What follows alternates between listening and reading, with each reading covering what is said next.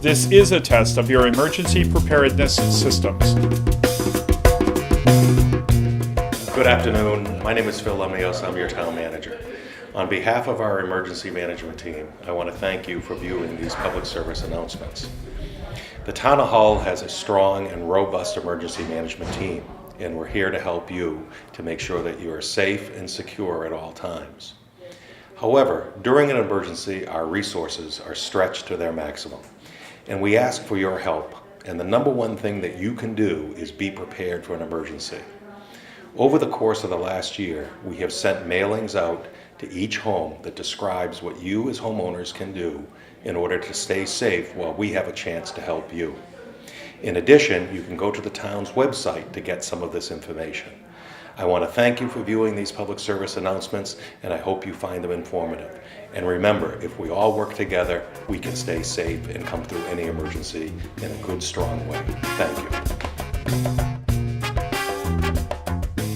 Hi, I'm Chief Jack Dunn with the Hull, Massachusetts Police Department. I'm here to speak to you about winter storm readiness and preparedness, as well as disaster preparedness in the town of Hull, and some helpful hints to help you make it through anything that might happen at Hull. Myself and the Fire Chief, Chris Russo, are here. Our main concern is your safety as citizens in the town of Hull, as well as anybody who might be visiting the town of Hull.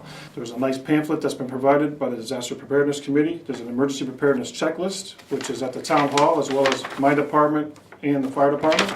There's instructions on how to shelter in place, as well as how to make a go bag, and reminders on how to get your vehicle ready if an impending major storm is incoming to the town. And here's the magic of Hull Emergency Preparedness. There's nothing here, but here it is, ladies and gentlemen, your Hull Emergency Preparedness Flyer Checklist that we made up specially for the town of Hull. You can't remember all this stuff, especially if you're my age, so please go pick them up. And you don't have to do everything on the list, and maybe your special situation is not on the list. This is just a reminder and a checklist to give you an idea of things that you know. Because I'm involved with emergency preparedness, I probably have 3 flashlights in every room in the house and 2 first aid kits in it, and just like everyone else, all the batteries are dead. All the Band-Aids have been used up because I have a lot of grandkids. So who's going to make us replace all of that stuff? So you're the habitual offender, aren't you? You're that guy. I'm that guy. Do yourself a favor. Get yourself a small medical kit, a small medical bag. These are simple over-the-counter items you can buy for $10. And give yourself the opportunity that if you have a problem or you need a Band-Aid or something minor, that you can take care of your family, very simply stated. Make sure you have fresh, potable water. And again, your prescriptions, make sure you have cash. If the power goes out, you need cash. ATMs don't work.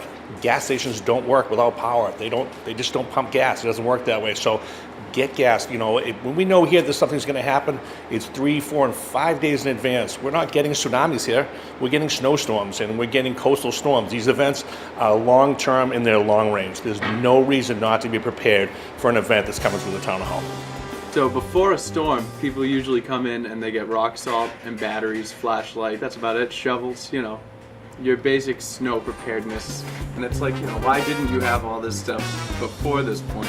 Did you need the announcement of the storm to tell you that you needed to have flashlights and batteries in your house? And please make sure when you come in for your prescriptions that you refurbish your first aid kit. Make sure everything's up to date. In date always is helpful. Everyone should have a picture of the medications on their cell phone. You can just take a picture of the bottle, and then if you bring them, just make sure they're in the original containers. Special needs instructions are good, and also add eyeglasses. And they have places where you can write information for yourself. Also places where it tells you where you can get things and where you can go and who you can call to get help. That's really the thing, is to think ahead now that winter's on us and that storms we know are coming, to think ahead, ask for help, ask for resources, and don't be shy, and remember your neighbors. Oh yeah, if you have all the elderly neighbors, it's always, number one, check on them, make sure they're okay. If you're really nice, you can shovel out a little path for them, so just in case somebody's got to get in or out. We can't afford to lose any patients. Oh, that would be very nice, to shovel out your neighbors. It'll make you feel good, and it will make them happy. Because doing good feels better, and you don't get cabin fever that way. In the wintertime, we ask if they can get out and unshovel a hydrant for us. That would be helpful. As you know, there's several areas in town that do flood, so please remember to park your cars in designated parking areas, which will be announced on our Facebook and Twitter sites. Also, we will notify you regarding the winter storm parking ban that will be in effect during any of these type of storms. It assists us in being able to get to you if you need help, as well as the Town Public Works Department plowing the roads to be able to move properly for not just emergency vehicles, but for you as well. Be prepared and just stay off the road as much as possible. It makes it a lot easier for everybody else doing our work. You know, that's really the biggest key. Keeps everything free and open.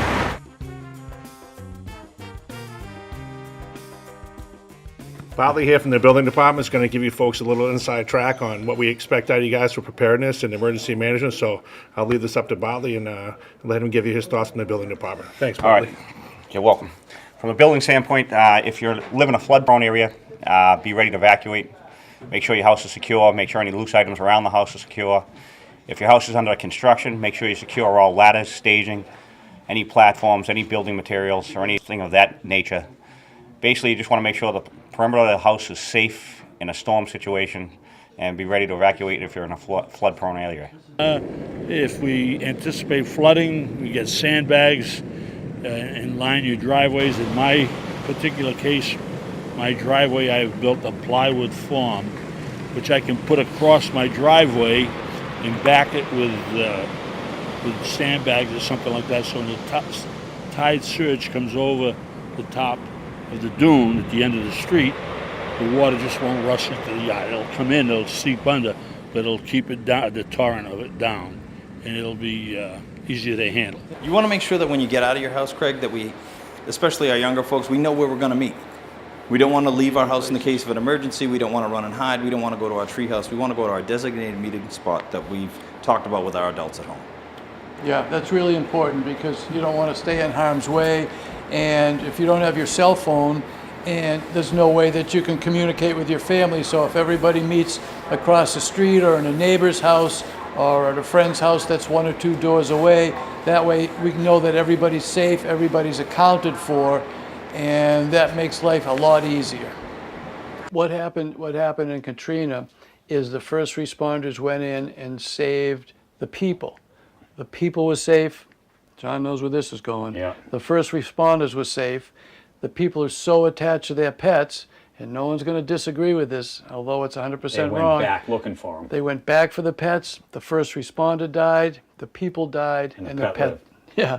If you have to evacuate, it's always good to make sure that you have all your dog stuff with them, any type of medication, extra food, leashes, maybe a pitcher with your dog. So if you guys ever get separated, it helps everybody find where the dog belongs.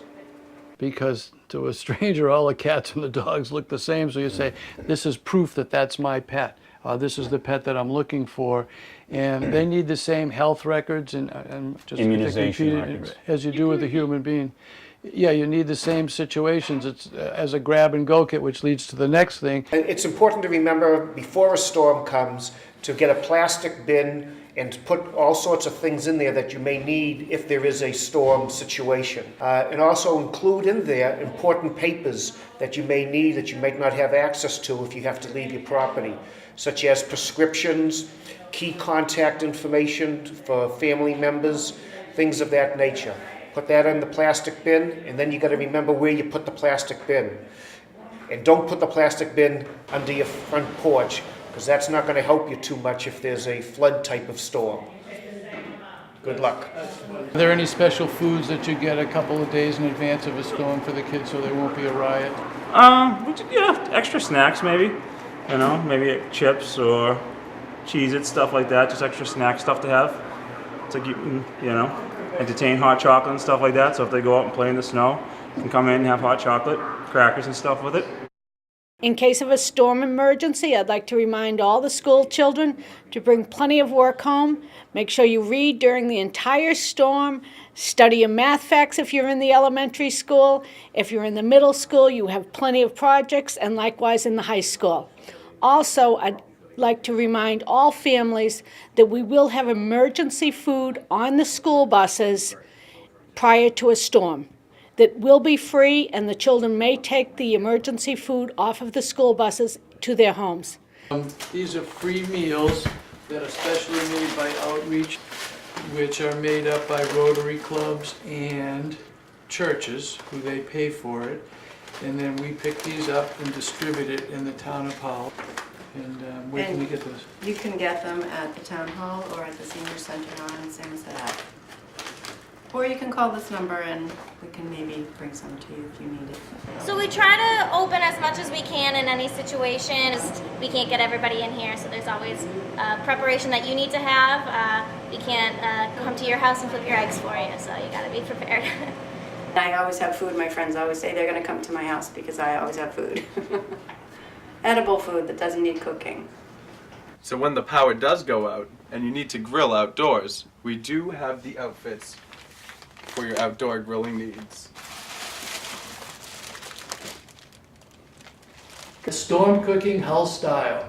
Extra propane, extra steaks in the refrigerator, so when the electricity goes out, it's a good excuse to use the steaks.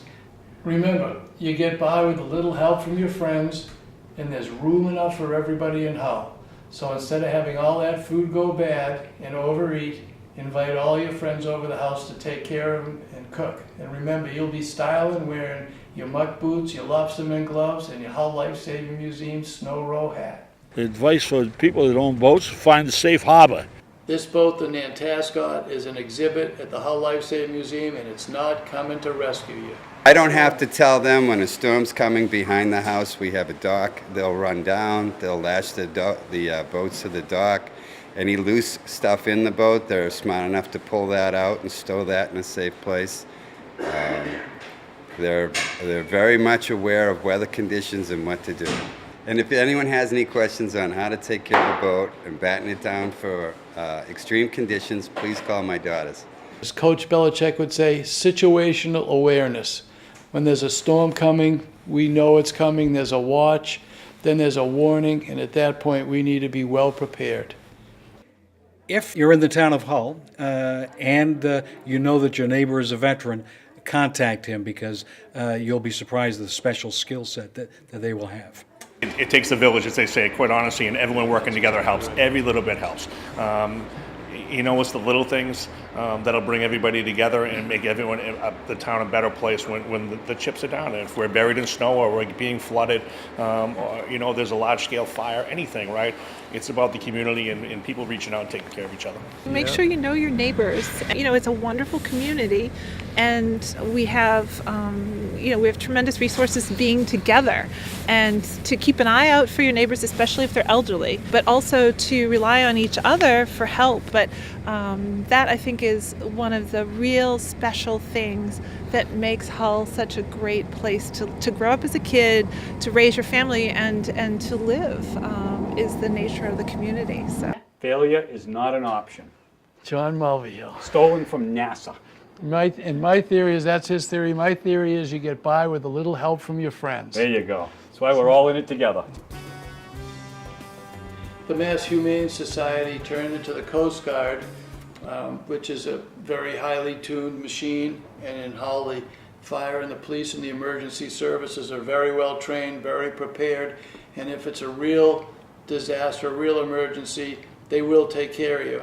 But if you run out of medicine, you run out of food, your feet are cold, all the things that you should have been self-sufficient and take care of yourself, they are not coming to get you. It's up to you. You're an adult. Do the right thing. You don't want to see yourself up in the breeches buoy because that guy wasn't prepared. You don't want to see your name on the plaque on the wall of a person being rescued because your friends are going to come in and say, that person knows better. He knows he should have been prepared. Why did he have to be rescued? Some other mutton had to do it. The old tradition here at the Hull Lifesaving Museum, the expression was to batten down the hatches. And they have the old equipment, you have the old life jackets here.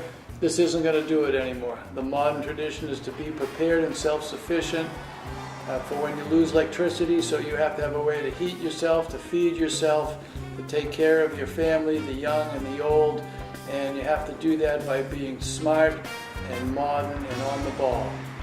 That makes you a Hull hero. You know what to do it. Get her done. Thank you for saving your own life.